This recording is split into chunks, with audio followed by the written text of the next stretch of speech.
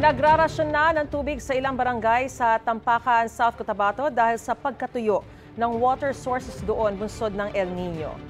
Dalawang malalaking truck ang nag-iikot araw-araw sa mga apektadong lugar para magrasyon ng tubig. Natuyo na kasi ang mga ilog, sapa at potable springs na pangunahing pinagkukunan ng tubig ng 12 barangay.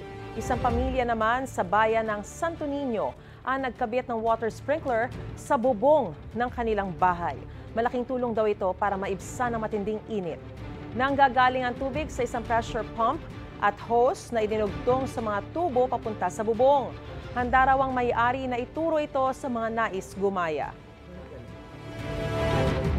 Mga kapuso, para una ka sa mga balita, mag-subscribe sa GMA Integrated News sa YouTube. Sa mga kapuso abroad, subaybayan niyo po kami sa GMA Pinoy TV at sa www.gmanews.tv.